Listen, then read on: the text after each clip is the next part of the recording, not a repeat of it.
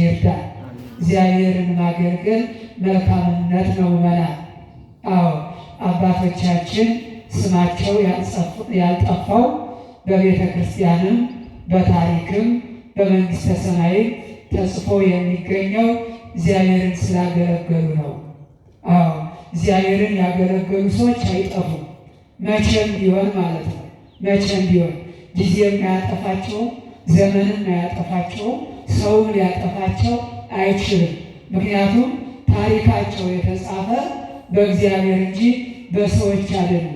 ሰዎችን እንዲጽፉላቸው ምክንያት አድርጎ የሚያነሳሳ እግዚአብሔር ነው ማለት ነው። ስለዚህ መልካም ታሪክ ለትውልድ የሚበቃ ለሀገር የሚያስተምር አብነት የሚሆን ስራ ሰርተው ያለፉ ሰዎች ማንን አገልግለው ነው? እግዚአብሔርን አገልግለው። እግዚአብሔርን አገልግለው ነው። እግዚአብሔርን ማገልገል ሰው እኮ ሆዱን ለመሙላት ደመወዝ ለማግኘት እኮ ሰውን ያገለግላል አይደለም እንዴ? ሰው ሰውን ያገለግላል ማለት ነው። የተለያየ ነገር ለማግኘት ማለት ነው። ያውም ሰው ሲያስገለግልና እግዚአብሔር አገልግሉኝ ሲል የሰማይና የምድር ርቀት አለው። ሰው ሲያስገለግል እያደከመ ነው፣ ያለ እረፍት ነው፣ አልሰራህም እያለ ነው፣ ላባችን እየተንጠበጠበ ነው። እግዚአብሔር ግን አገልግሉኝ የሚል በፈቃዳችን ነው። ስትደክሙ እያረፋችሁ አይደለም እንዴ? ጊዜ ሲኖራችሁ አገልግሉኝ፣ ጤና ሲኖራችሁ አገልግሉኝ፣ እድሜ ሲኖራችሁ አገልግሉኝ ይላል እግዚአብሔር ማለት ነው። ስለዚህ ምዕመናን የእግዚአብሔር አገልግሎቱ የምናገለግልበት መንገድ ጸጋው ብዙ ነው። ሐዋርያው ቅዱስ ጳውሎስ እንደገለጸው ለሰው የተሰጠው ጸጋ ብዙ ነው ይላል። የሚጽፈው ይጽፋል፣ የሚደጉሰው ይደጉሳል፣ የሚያርሰው ያርሳል፣ የሚማረው ይማራል፣ የሚነግደው ይነግዳል። ይሄ ሁሉ የጸጋ ስጦታ ልዩ የሆነ እግዚአብሔር የሰጠን የጸጋ ስጦታ ማለት ነው። ከእኛ ችግሩ የተሰጠንን መክሊት ያለማወቅ ብቻ ብዙዎቻችን የጎዳ ወይም ደግሞ ደካማ ጎናችን እግዚአብሔር ገምግሞ የጣለ የተሰጠንን ነገር ያለማወቅ ሁልጊዜ ከሰዎች ልጆች ችግር አለ ማለት ነው። ብዙ ጊዜ ሰዎችን ስታዩቸው የተሰጣቸውን አያደንቁም አይደለም እንዴ? ያልተሰጣቸውን ሲፈልጉ ታገኟቸዋላችሁ። ያልተሰጣቸውን ይፈልጋሉ። የተሰጣቸውን ግን በክብር የመያዝ ችሎታ ለእኔ የተሰጠኝ ይሄ ነው፣ ጸጋዬ ይሄ ነው አይሉም ማለት ነው። እንዲያውም ካልተሰጣቸው ስራ ውስጥ ገብተው ብዙዎቹ ስራ ሲያበላሹ ታዩዋቸዋላችሁ አይደለም እንዴ? ያለ ችሎታ ይገቡና ስሩ ሲባሉ አይሰሩትም። ቦታውን ግን መያዝ ይፈልጋሉ፣ ደመወዙን መያዝ ይፈልጋሉ። ስራውን ግን መስራት አይችሉም ማለት ለምን ካላችሁኝ ለእነሱ አልተሰጣቸውምና ማለት ነው። ስራና ሰሪ የሚባለው ለዚህ ነው። ስለዚህ በመጽሐፍ ቅዱስ ውስጥ ብዙ ሰዎች ተጽፈዋል። እንደ አብነት ይችን ሴት ላንሳ እንጂ ብዙ ታሪካቸው ልንማርባቸው ማለት ነው። መልካም የሰሩ ብቻ ሳይሆን ክፉም የሰሩ ሰዎች በመጽሐፍ ቅዱስ ውስጥ ታሪካቸው ተጽፏል። ዓለማዊ መጽሐፍና የመጽሐፍ ቅዱስ ልዩነቱ በዚህ ነው የሚታወቀው ማለት ነው። ዓለማውያን መጻሕፍትን ስታነቧቸው፣ ሳይንሳዊ የሆኑ መጻሕፍትን ስታነቧቸው ጸሐፊውን እያጎላመሱ ነው የሚነግሯቸው አይደለም እንዴ? የእውቀቱን ብቃት የተማረበትን ትምህርት ቤት የደረሰበትን ችግር ሁሉ ያሳለፈውን ውጣ ውረድ እነዚህ ይተነትናሉ ማለት ነው። ጸሐፊያቸውን ጀግና እያደረጉ ይነግሩናል ዓለማውያን መጽሐፎች ማለት ነው። መጽሐፍ ቅዱስ ግን የተጻፈው በስራችን ልክ ነው። ያለ ስራችን የተጻፈ የለም ማለት ነው። ኃጢአት ሰርተን ከሆነ ኃጢአተኛ ነው ይላል። ጽድቅ ሰርተን ከሆነ በትክክለኛው አንተ ጽድቅ ሰርተሃል ይላል። የአባቶቻችን የእነ ቅዱስ ጴጥሮስ ታሪካቸው ሲጻፍ ጌታችን መድኃኒታችን ኢየሱስ ክርስቶስ ቅዱሳን ሐዋርያትን ሰበሰበና ሰዎችን የማን ይሉኛል ሲል ቅዱስ ጴጥሮስ ፈጣን ነበርና ለመልስ አንተ ውእቱ ወልደ እግዚአብሔር ብሎ ምስክርነቱን ሰጠ።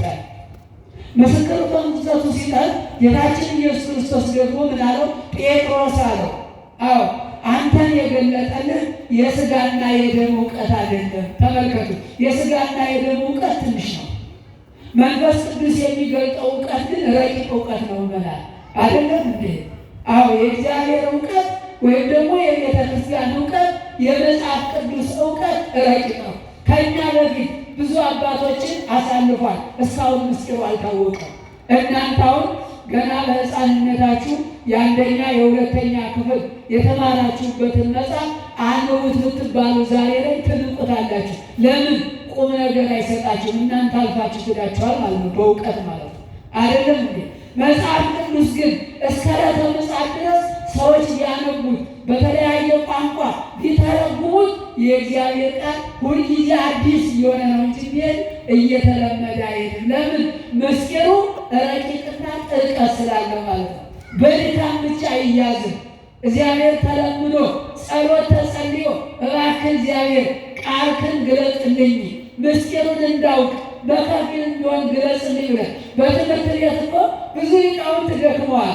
ቃል እግዚአብሔር ጠፍቶባቸው ማለት ነው። እንደነ ቅዱስ ያሬድ ያሉ ኢትዮጵያዊ፣ እንደነ ቅዱስ ኤፍሬም ያሉ፣ እንደነ አባ ሕርያቆስ ቅዱሳኑ ሁሉ፣ እንደነ አባ ጊዮርጊስ ዘጋስጫ ሁሉ እነዚህ ሁሉ የእግዚአብሔር ቃል አልገለጥላቸው ብሎ ብዙ ደክመዋል። ከዚያ በኋላ በትምህርት ቤት ያልተገለጠው ቃል እግዚአብሔር በጸሎት ይገለጣል። ክብርና ምስጋና ይድረሰው ለእግዚአብሔር። አዎ በጸሎት ይገለጣል። ሰዎች ከጸለይ ሰው ልቡን ንጹሕ አድርጎ ከጸለየ የእግዚአብሔር ቃል ምን ይለታል?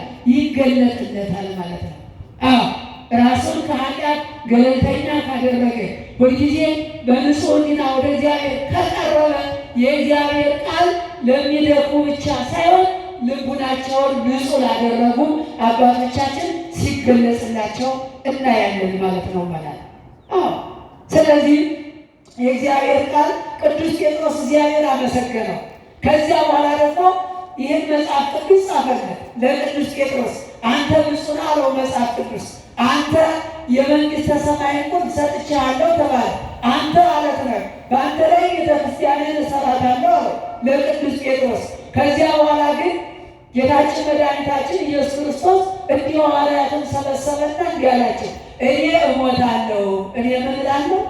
እሞታለሁ። ያስደነግጣል እኮ መላክ አምላክን ያህል የሞቱትን የሚያነሳ የታመሙትን የሚፈውስ እና ላዛርን ከመቃብር ውስጥ የጠራ እግዚአብሔር እኔ እሞታለሁ ብሎ ሲናገር እኮ እነ ቅዱስ ጴጥሮስ ደነገጡ።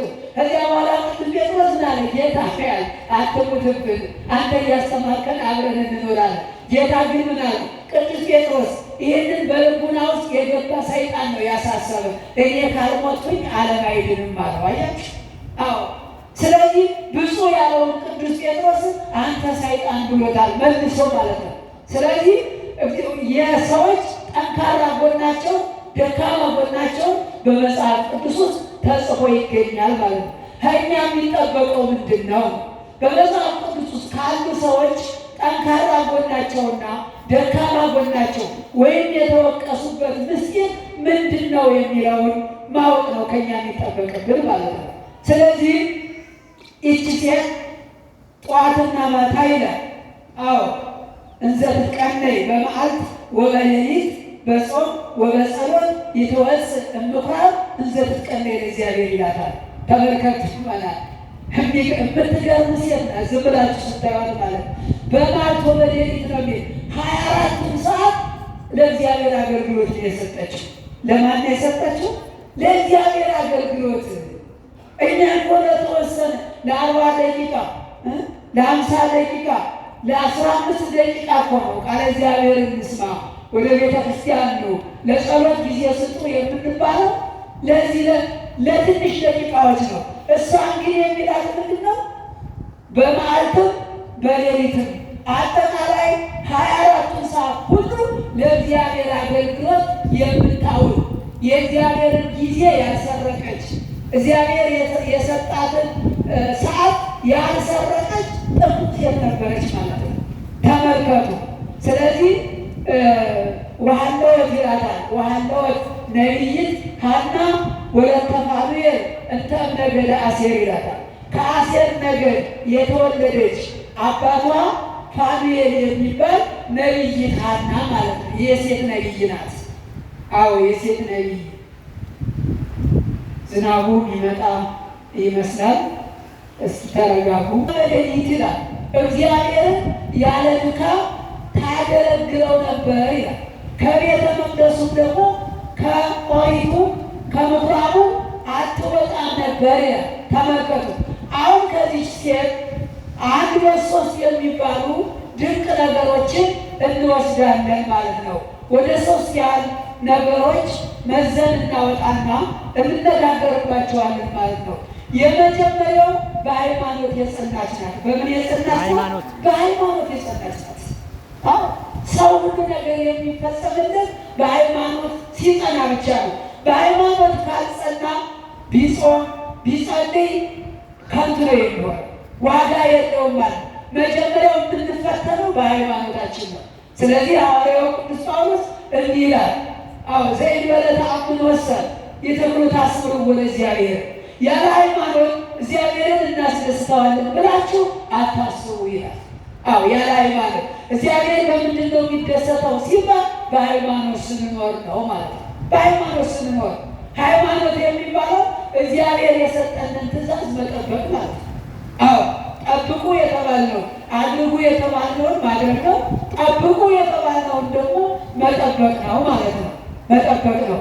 ስለዚህ የመጀመሪያው በሃይማኖት የጸናች ሴት ናት ማለት ነው። በሃይማኖቷ ምንም የማትደራደር ጠንካራ የሆነች ሴት ናት ማለት ነው። ስለዚህ እግዚአብሔር ሃይማኖቷን አጽንቶላታል ማለት ነው።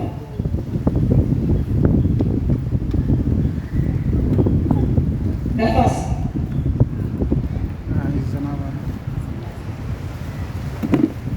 ነፋስ አይዟችሁ፣ የነፋስ ጸባይ ዝናቡን ሊያባረረው ነፋስ ከመጣ። ስለዚህ ከቃሉ ጋር ናችሁ። እግዚአብሔር ከሁላችን ጋር ይሁን። ተረጋጉ፣ አይዟችሁ። ስለዚህ ምዕመናን ብዙዎቻችን የምንወድቀው በሃይማኖት ነው።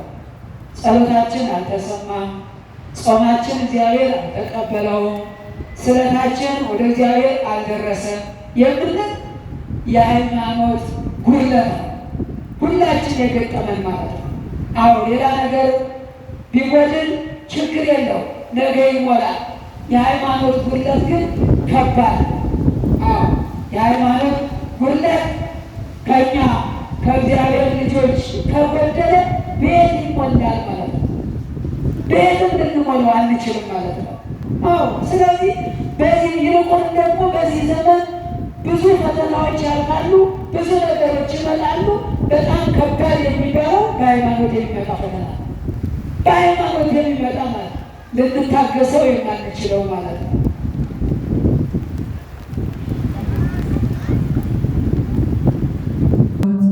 ጥንካሬ ነበራት። ሐዋርያው ቅዱስ ሉቃስ የመዘገበላት ለከንቱ ውዳሴ አይደለም። እኛ የሰራችውን ያደረገችውን ትሩፋት፣ የሃይማኖቷን ጽናት፣ የእግዚአብሔርን እንዴት ታመልክ እንደነበረች የምንማርባት ሴት ናት። ስለዚህ በመጀመሪያው ስራዋ የሃይማኖት ጽናት ነበራት። የምን ጽናት አልኳችሁ? የሃይማኖት ጽናት። ሃይማኖቷን ትንከባከብ ነበር። እንዳይነ ብሌን አድርጋ ትጠብቅ ነበር። ምክንያቱም ሰው ከሃይማኖት ከተለየ ሕይወት የለም። ይልቁን ደግሞ በክርስትና እምነት የምንኖር እኛ በክርስቶስ ክርስቲያን በወልድ ውሉድ የተሰኘን እግዚአብሔር ለእኛ ሥጋውን የቆረሰልን ደሙን ያፈሰሰልን መንግሥተ ሰማይን ሊያወርሰን በተስፋ እየጠበቅን ያለን ለእኛ ደግሞ ሃይማኖታችን እንደ ወርቅ ከዚያም በላይ የምናጌጥበት የምንከብርበት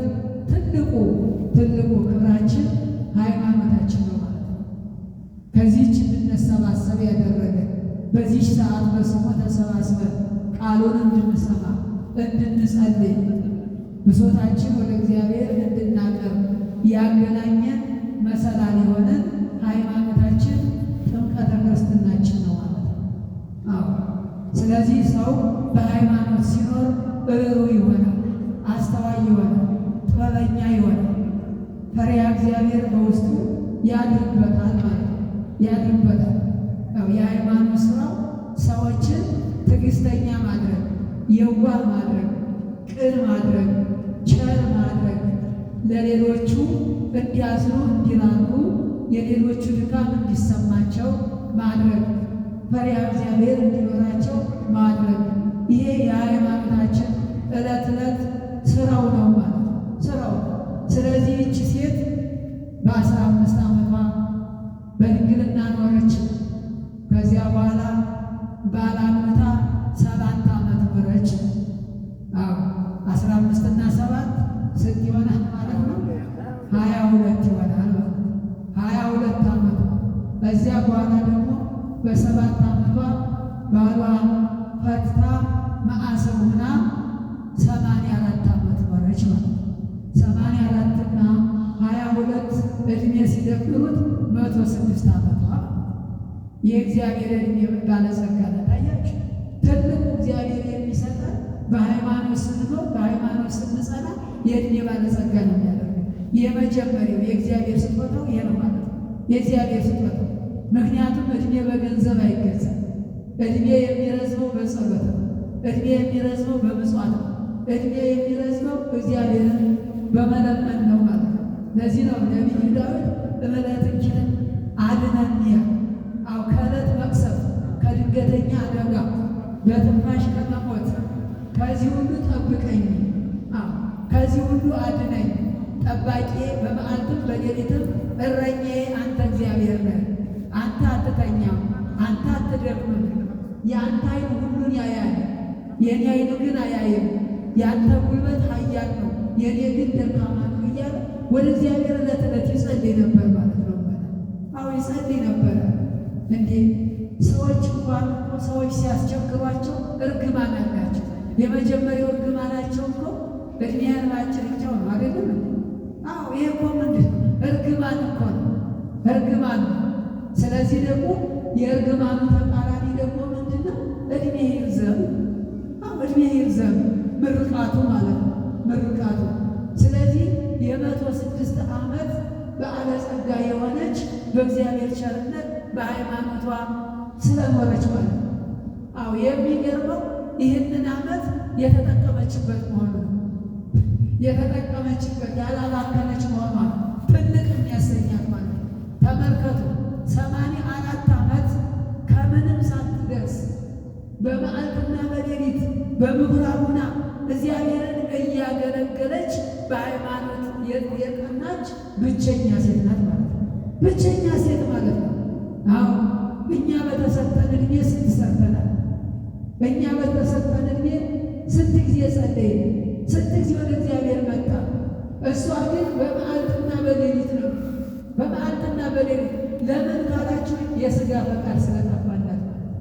የሥጋ ፈቃድ ሰዎች ብዙ ጊዜ ከጾም ከጸሎት ጾምና ጸሎትን የሚያቋርጡ ወደ እግዚአብሔር ቤት መምጣት የሚተዉ እግዚአብሔርን የሚረሱ የሥጋ ፈቃድ አንቆ ሲይዛቸው ሐዋርያው ቅዱስ ጳውሎስ እንዲህ ይላል በሮሜ መልእክቱ ምዕራፍ 8 ከቁጥር 5 ላይ እንዲህ ይላል፣ እንደ ሥጋ ፈቃድ የሚኖሩ ይላል የሥጋን ነገር ያስባል።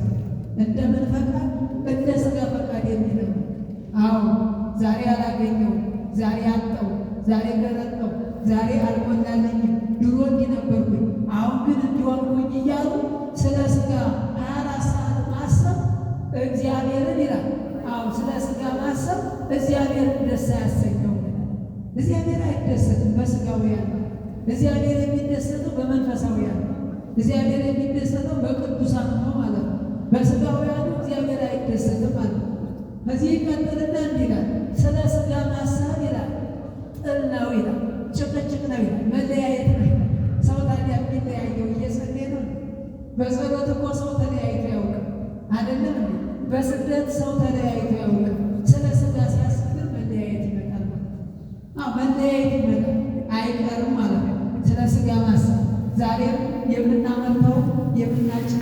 የምንሰበስበው ይህንኑ ስለሆነ ማለት ነው። ስለ ሥጋ ማሰብ ይላል በእግዚአብሔር ዘንድ ይላል ጥል ነው ይላል፣ የጥል ግድግዳ ነው ይላል። ስለ ሥጋ ማሰብን እግዚአብሔርን አያስደስተውም ይላል፣ አያስደስተውም። በመጠኑ እግዚአብሔርን እንድናስደስተው አምላካችን ይርዳል። እግዚአብሔርን ማስደሰት ቀላል አይደለም።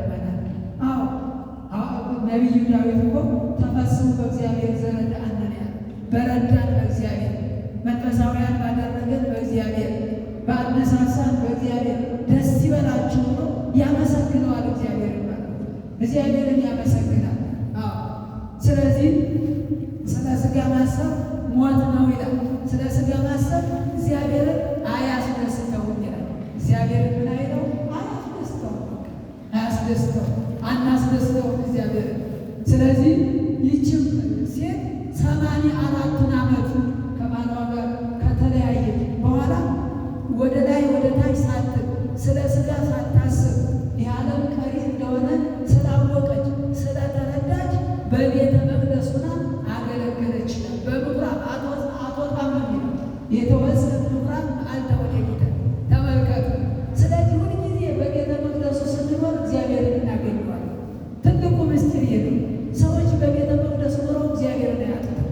እናታችን ድንግል ማርያም 12 ዓመት በቤተ መቅደስ ኖራ እግዚአብሔርን እንድትወድ እግዚአብሔር ረዳት። ተመልከቱ።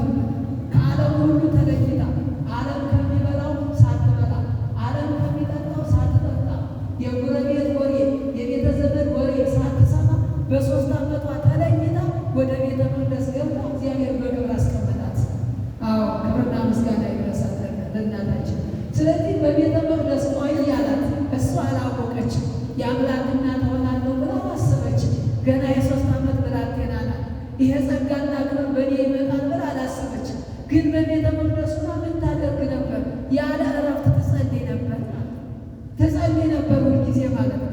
ከመላእክት ጋር ትነጋገር ነበር። ከመዝነ በርኪ ውስተ ቤተ መቅደስ አሰርተው ክሌተ ዓመተ እንዘ ትናዘዝ ማኅበረ መላእክት ስትሄጂኒ ስትሄይወት ወመምልኪኒ ህብስተ ሰማያዊ ቅዱስ ያሬድ የደረሰላት ማለት ነው። በአንቀጸ ብርሃን ከመዝነ በርኪ በዚህ ሁኔታ ተቀመጥሽ። 12 ዓመት ተቀመጥሽ። ቅዱሳን መላእክት ምግብሽን እያመጡልሽ፣ ቅዱሳን መላእክት እያመሰገኑሽ፣ እያጫወቱሽ በቤተ መቅደሱ ተቀመጥሽ። ይሄ ነው እንግዲህ በቤተ መቅደስ የሚኖር ሰው የሚያገኘው ክብርና ጸጋ ይሄ ነው ማለት ነው። ስለዚህ ቅዱሳን ሐዋርያትን ጌታችን መድኃኒታችን ኢየሱስ ክርስቶስ ወደ ሰማይ ሲያርግ ምን አላቸው? በዚህ በቤተ መቅደሱ ቆዩ። በሉቃስ ወንጌል ምዕራፍ 24 ላይ ስታነቡ ታገኙታላችሁ። በዚህ በቤተ መቅደሱ ቆዩ አላቸው። እኔ ስሄድ ለእናንተ የሚመጣላችሁ አለ። እኔ እሄዳለሁ፣ እናንተ ግን ከቤተ መቅደሱ ከቆያችሁ እግዚአብሔር መንፈስ ቅዱስ ወደ እናንተ ይመጣላችሁ፣ ወደ እናንተ ይመጣል። ስለዚህ ከቤተ መቅደሱ እንዳትወጡ፣ አንድም ከዚች ከኢየሩሳሌም የሚወጣ ሰው እንዳይኖር ወነበሩ ዘንድ በቤተ መቅደስ እንዘ ይባርኩ ወለእግዚአብሔር፣ እግዚአብሔርን እያመሰገኑ በቤተ መቅደሱ ቆዩ ይላቸው። ተመልከቱ ማለት እግዚአብሔር እኮ ቸር ነው። በሆነ እኛን ሊጠቅመን ሲል የምንቀመጥበትን ጨምሮ ይነግረናል ማለት ሊባርከን ሲል ይጠራናል። ሊያድነን ሲል ይመክረናል። ሊያነሳን ሲል ወደ እኛ ይመጣል ማለት ሲፈልገን ማለት ነው። ስለዚህ ሐዋርያት በዚያ በቤተ መቅደሱ እግዚአብሔርን እያገለገሉ ወነበሩ ዘልፈ ነው የሚለው ያለማቋረጥ ሁልጊዜ እያገለገሉ በአሉበት ሰዓት ነው እግዚአብሔር መንፈስ ቅዱስ የጎበኛቸው ያገኙት ማለት ነው። ከየት ይገኛል? ከቤተ መቅደሱ ውስጥ። እግዚአብሔር እኮ ከዚህ ውጭ ሌላ ቦታ አይገኝም። እግዚአብሔር ሥጋው በሚሰዋበት ደሙ በሚፈስበት መስቀሉ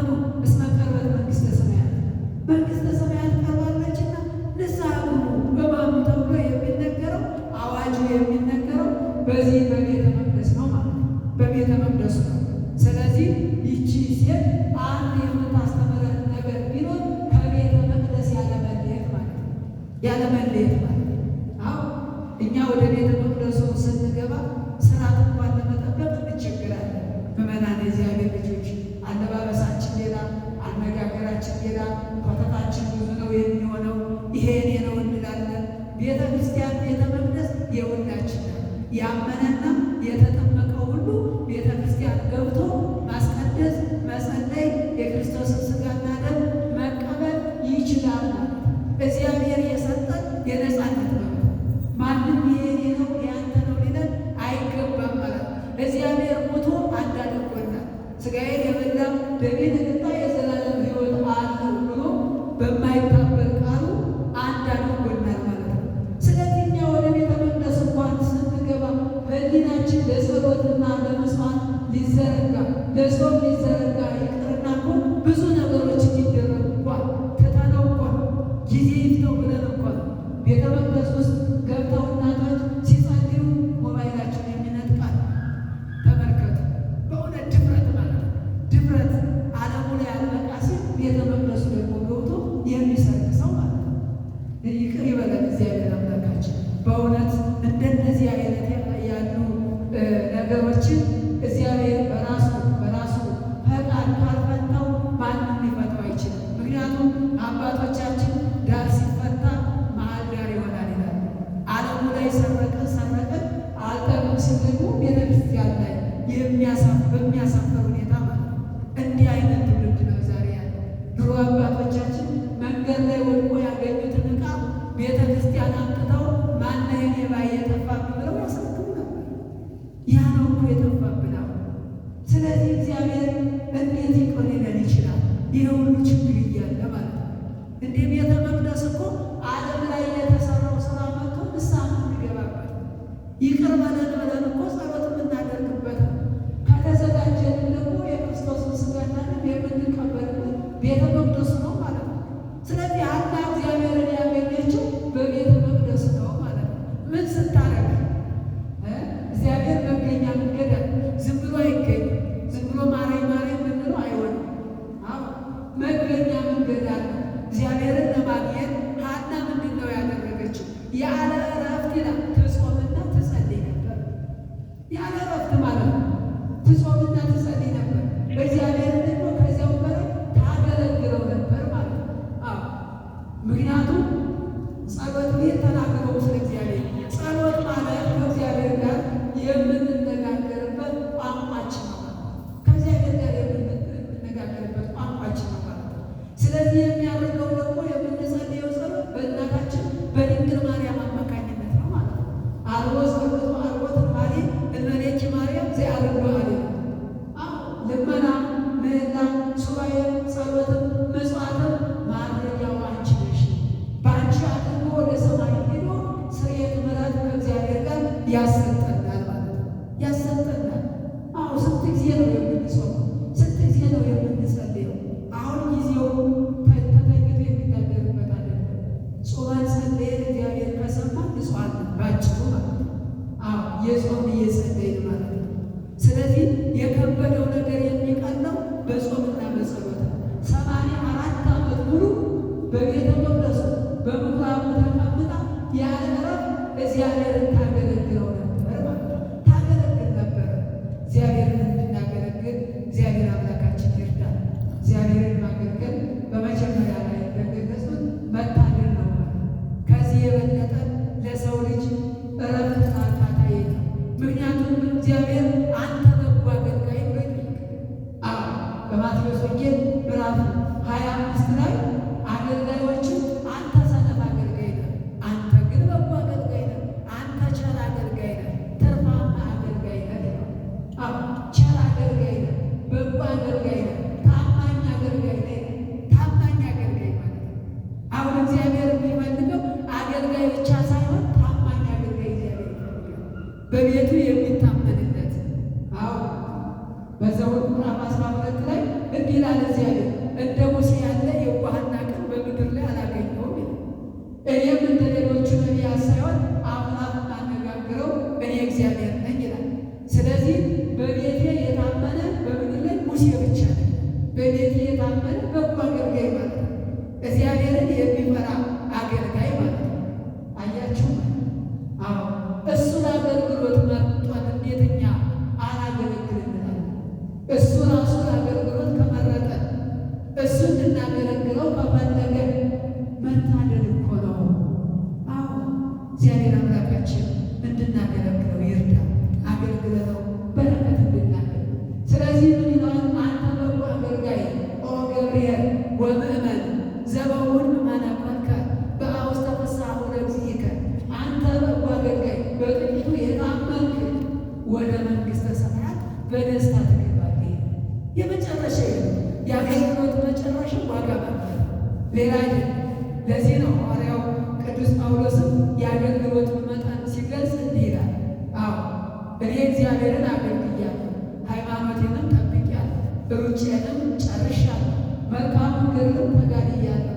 አሁን ግን ይላል ያገለገልኩበትን ዋጋ ለማግኘት ወደ ኢየሱስ ክርስቶስ ልሄድ እናፍቃለሁ። ያገለገልኩበትን፣ የተጋደልኩበትን፣ የጾምኩበትን፣ የጸለይኩበትን፣ ያስተማርኩበትን ጸጋና ክብር ለማግኘት ወደ ኢየሱስ ክርስቶስ ልሄድ እናፍቃለሁ። ይህ መታደል ነው ማለት ነው። ሰው እግዚአብሔርን ሲያገለግል ሁሉ ነገር ያስጨንቀው። አሁን እኛ እግዚአብሔርን ትተን ኃጢአት እናገለግላለን አይደለም። የኃጢአት ባሪያ መሆን የእግዚአብሔር አገልጋይ ሳይሆን የኃጢአት ባሪያ እንሆናለን ማለት ነው። የክፋት ባሪያዎች እንሆናለን። እግዚአብሔር እንድናገለግለው መጀመሪያ የሰው ልጅ በጥንተ ተፈጥሮቱ እግዚአብሔርን ለማገልገል ሰውና መላእክትን ይላል ለምስጋና ፈጠራቸው። እግዚአብሔር ማገልገል ማለት ማመስገን እኮ ነው። አዎ ተኝተንም ቁመንም ተነስተንም እግዚአብሔር ይመስገን ማለት ከዚህ የበለጠ አገልግሎት አለ? አሁን እኮ ባይ ነው። የእግዚአብሔር ስም ተረሳ፣ የእግዚአብሔር ስም አልጠራ። ስለ እግዚአብሔር ጻፉ ነው የሚለው እኮ። አዎ ስትተኛ ስትነሳ የእግዚአብሔርን ስም አትርሳ። እመኒ ትነሳ ወመኒ ትነውር ወመኒ ትሐውር የተርሳ ተዘክሮት እግዚአብሔር። አዎ ስትቀመጥ፣ ስትነሳ፣ ስትተኛ፣ ስራ ስትጀምር ሁሉ የእግዚአብሔርን ስም መጥራት አስታውሲ፣ አትርሳ ይላል መጽሐፍ። አዎ ስለዚህ በቤተ መቅደሱ ኑራ ይቺ ሴት ማንን አገኘች ሲባል እግዚአብሔርን አገኘችው። ቤት አገኘችው። እሱ ሕፃን ሆኖ በ12 ዓመቱ እንደ ኦሪቱ ሥርዓት ወደ ቤተ መቅደሱ ወደ ደብተራ ኦሪቱ ሄደ፣ ወደ ምኵራቡ ሄደ። መሄዱም ይላል ለሹመት አይደለም እንደ ሌሎቹ። እሱ ግን ለማስተማር ነው የሄደው፣ ለቁም ነገር ነው የሄደው። በዚያ ገብቶ ጸሐፍት ፈሪሳውያን ሲያስተምራቸው፣ ሊቃናት አይሁድን ሰብስቦ ሲያስተምራቸው፣ ሲመክራቸው ሐናን አገኛት ይላል። ተንሥአት ፍጡነ ወኢኮተቶ ለእግዚአብሔር ይላል። ድምጿን ከፍ አድርጋ ልሳኗን ከፍ አድርጋ እግዚአብሔርን አመሰገነችው። እግዚአብሔርን አመሰገነችው። በተስፋ ስንጠብቅ የነበረ ለአይሁድ መድኃኒታቸው ለእስራኤል መድኃኒት ሆኖ አንተ ነህን ብላ እግዚአብሔርን አመሰገነችው። እሱን ባረካት ይላል። እሱን ባረካት። ታዲያ ከቤተ መቅደሱ ርቀን በየት እንዲባርከን እግዚአብሔር እንለምናለን። አዎ የእኛ ድርሻ የእግዚአብሔር ድርሻ፣ የእኛ ድርሻ ወደ ቤተ መቅደሱ መምጣት ነው። የእግዚአብሔር ድርሻ ደግሞ እኛን መባረክ ነው ማለት ነው።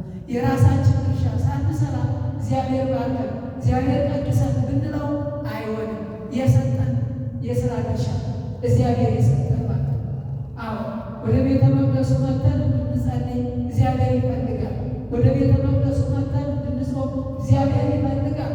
ለአምልኮቱ እንድንሰግድ እንድንበረከት እግዚአብሔር ይፈልጋል።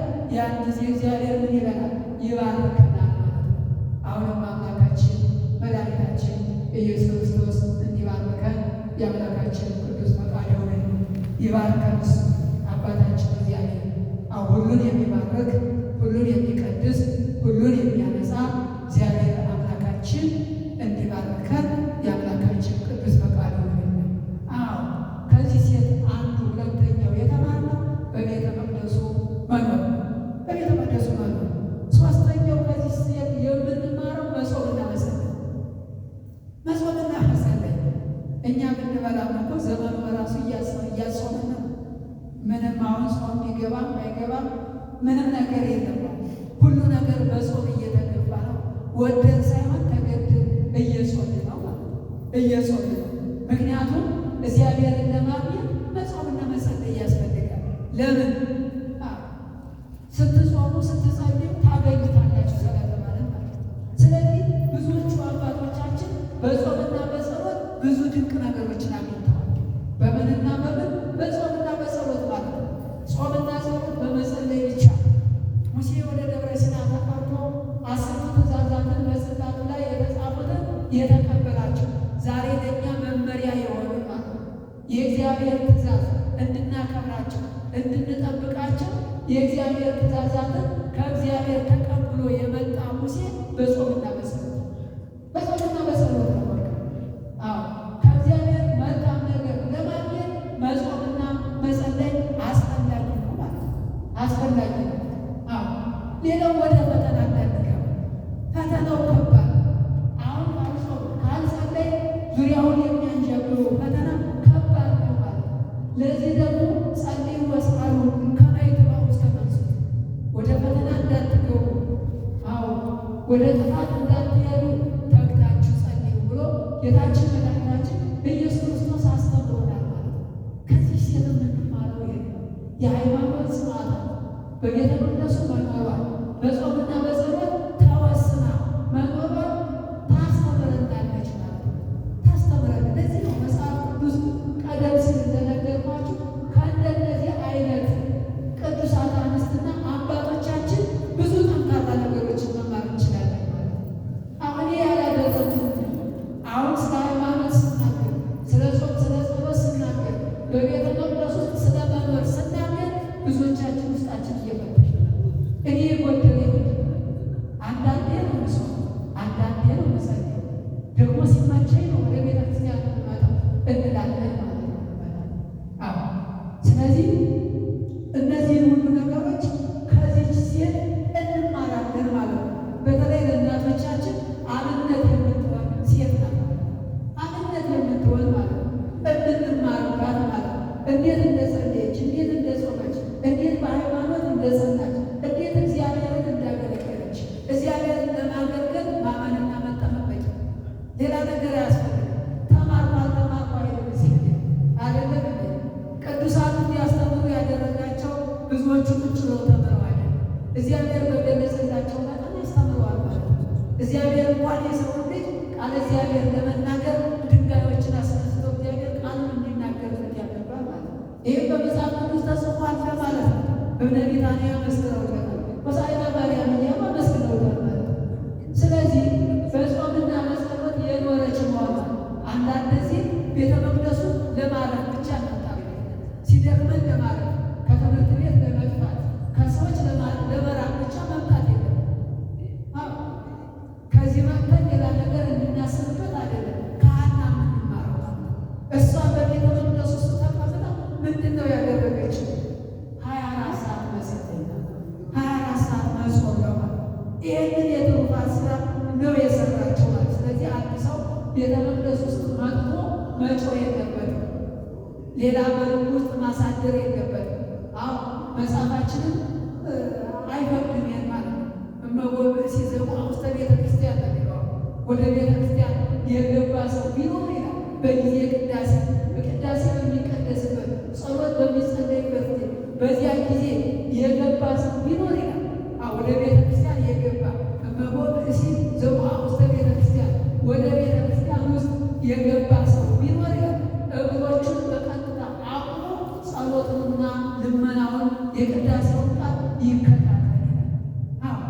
ያንን ባያደርግ ግን ይላል ተመልከቱ፣ ያንን ባያደርግ ግን እየጮኸ ወዲና ወዲህ እያለ እየተንቀሳቀሰ ልቡ ሌላ ነገር እያሰበ ቢቆም ግን ይላል ይሰደድ ቤተ ክርስቲያን፣ ከቤተ ክርስቲያን ወጥቶ ይሄድ ይላል። ለምን? ይብስሉ ደግሞ እንዳይቀሰም አይደለም። ቤተ ክርስቲያን የምንድንባት የምንጠባባት፣ በቅድስና ስንመጣ እንድንባታለን፣ በድፍረት ስንመጣ ደግሞ እግዚአብሔር ደግሞ እኛን የማስወገድ ጊዜ ይፈጅበት ማለት። ብዙዎቹ በድፍረት የገቡት ወጥተዋል ከቤተ ክርስቲያን ማለት። ስለዚህ በዚያን ጊዜ ይቻል ሰማያዊ ንጉሥ ኢየሱስ ክርስቶስ የቆመባትና የመሰረታት ቦታ ስለሆነች ማለት ስለሆነች እና ሐና እናታችን አብነታችን የምትሆነን በሃይማኖት መጽናቷ፣ በቤተ መቅደሱ መኖሯ፣ መጾምና መጸለይዋ፣ እግዚአብሔርን ማመስገኗ፣ እነዚህ ነገሮች ከዚህ ሴት መማር እንችላለን። እግዚአብሔርን ማመስገኗ ያለ እረፍት ማለት እግዚአብሔር በሰጣት ጸጋና ክብር ሁና እግዚአብሔርን እያመሰገነች ቆይታለች ማለት ቆይታለች። ስለዚህ ጌታችን መድኃኒታችን ኢየሱስ ክርስቶስ ደግሞ በቤተ መቅደሱ ሲሄድ እሷንና ስምዖንን ባርኳቸው። ስምዖንን ማለት 500 ዓመት በዚያ በቤተ መቅደሱ ወድቆ እግዚአብሔር መንፈስ ቅዱስ የተማውት ዘይትበለትና ይመስል ወደ እግዚአብሔር የእግዚአብሔርን ድንቅ ሥራ ሳታይ አትሞትምና አትፍራ ተብሎ ማለት ነው። ተመልከቱ። ስምዖን ፈሪ ነበረ። ጽሑፍ ይጽፍ ነበረ። በርጢሞስ የሚባል ገናና ንጉሥ ሊቃውንቱን ሁሉ ሰበሰበና ሕዝቡን ሁሉ ሰበሰበና ጥበብ ሁሉ ለእኔ ተገልጦልኛል አለ። ከሰማይ በታች ያላደረጉት ነገር የለም አለ። ግን ለእኔ ምን ቀረኝ? እስኪ የቀረኝን ነገር ንገሩኝ። ተመልከቱ። ይሄ ገናና የሮም ንጉሥ ማለት በርጢሞስ የሚባል ንጉሥ። ስለዚህ ሰዎች ተሰበሰቡና ምን አሉ? አይ ንጉሥ የቀረ ነገር አለ፣ የቀረ ነገር አለ። በዕብራይስጥ ቋንቋ የተጻፉ 46ቱ የብሉያት መጻሕፍት አሉ። እነሱን አስመጣና ከዕብራይስጥ ወደ ግሪክ ቋንቋ እንዲጻፉ ይህንን አስደርግ። ይህንን ብታስደርግ ለልጅ ልጅ ስምህ ሲዘከር ይኖራል ማለት ነው። ያን ጊዜ ጸሐፍቱን ሁሉ መረጠና መጻሕፍቶችን ተቀብሎ ሲያስብ ከጸሐፍቱ መካከል አንዱ ማለት ነው ስምዖን ነበር። አዎ ስምዖን ነበር። ስምዖን እንዲጽፍ ታዘዘ። ሲታዘዝ የኢሳይያስ የነቢዩ የኢሳይያስ መጽሐፍ ደረሰው። ሲደርሰው የኢሳይያስ መጽሐፍ በምዕራፍ 7 ቁጥር 14 ላይ ናሁ ድንግል ትጸንስ ወትወልድ ወልደ እያለ ይህን ቃል አገኘ። ይሄ ቃል አስጨነቀው ለስምዖን። ይሄ በሀገራችን ተሰምቶ አያውቅም። አዎ እንኳን የእስራኤል እንኳን የአሕዛብ ንጉሥ የእስራኤል ንጉሥ ከፍ ብሎ አንገቴን ዝቅ ብሎ ባቴን ይቆርጠኛል። እንዴት የተሰምተው ነው የታገኝተው ነው እንዲህ ብለህ የጻፍህ ብሎ ይቀጣኛል ብሎ ናሁ ድንግል የሚለውን ቀየረና ምን ብሎ ጻፈ? ናሁ ወለት ትጸንስ ወትወልድ ወልደ ብሎ ጻፈ። ተመልከቱ። በላይ የእግዚአብሔር ታምር ተደርጎ አይቀርም። የእግዚአብሔር ሥራ ጊዜ ብቻ ነው የሚፈልገው። በየትኛውም ጊዜ የእግዚአብሔር ሥራው ይገለጣል። ሰዎች እየደበቁ እየሸፋፈኑ ቢያልፉን እግዚአብሔር ግን ይገልጠዋል። ጊዜው ሲደርስ እግዚአብሔር ይገልጠዋል። ለምን ካላችሁ የእግዚአብሔር ቃል እውነት ስለሆነ፣ እውነት ደግሞ አያረጅም፣ እውነት አይሞትም። እውነት ግን ጊዜ ይጠብቃል። ጊዜ ጠብቆ የማይገለጽ ነገር የለም ማለት ነው። ከዚያ በኋላ እየደጋገመ እንቅልፍ ሲተኛ አሁንም ደግሞ ተጽፎ ያገኘዋል። እሱ ናሁ ወለት ትጸንስ እያለ ይጽፋል። ከዚያ ደግሞ እግዚአብሔር መንፈስ ቅዱስ ደግሞ ናሁ ድንግል ትጸንስ ብሎ ይጽፍበታል። እሱ ይደነቃል። እንዴት አይምሮ ተነስቶኛል ወይ ጽሑፌ እየተሳሳተ ነው?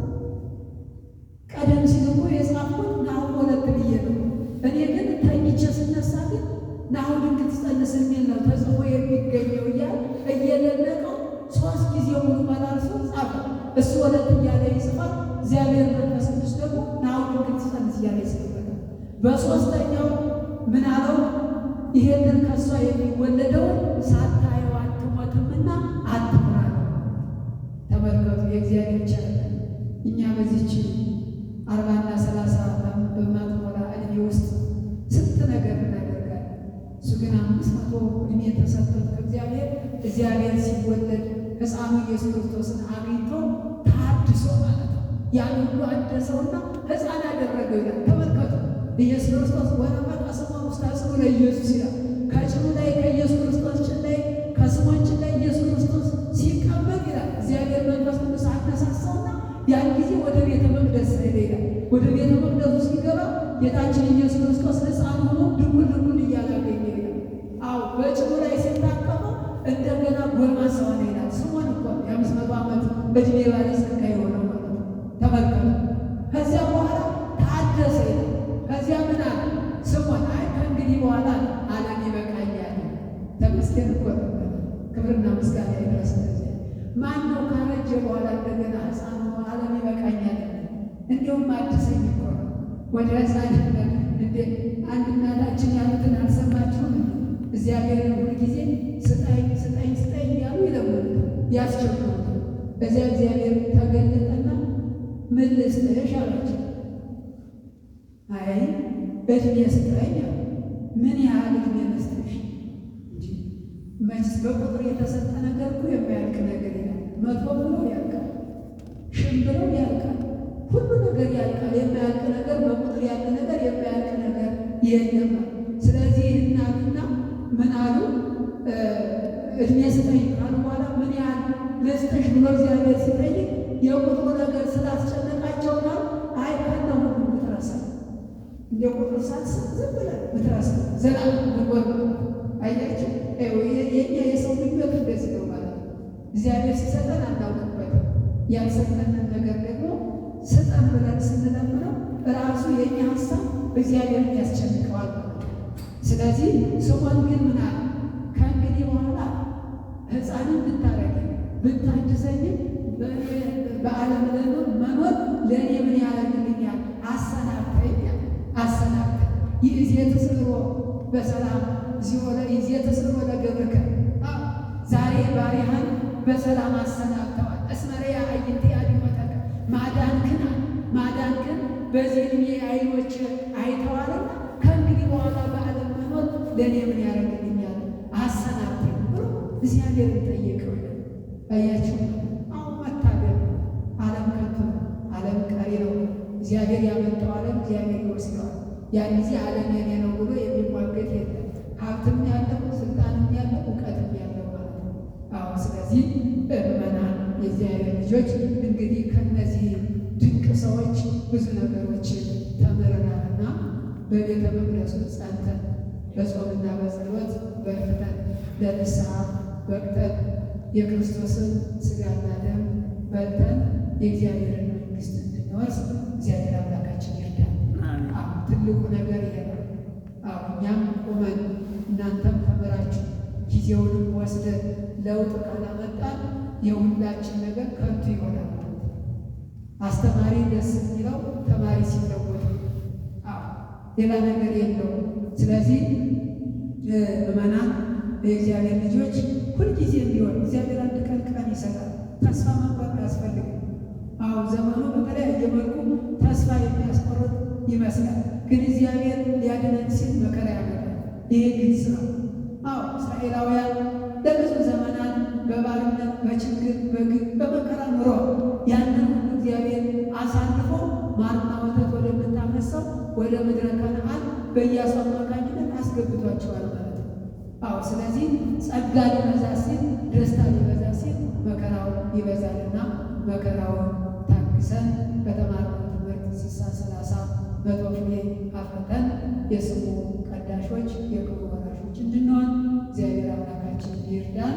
ከዚህ በመቀጠል ዘማሪ ገዛኝ በመካከላችን ስላለ እሱ ይዘምርንና ወደሚቀጥለው እንሄዳለን። እንግዲህ ቢሆን ጥሩ ነበር። እዚህ ላይ ያመጣሉ ስለማይመች እግዚአብሔር በሰጠው ጸጋ እግዚአብሔርን እናመሰግናለን።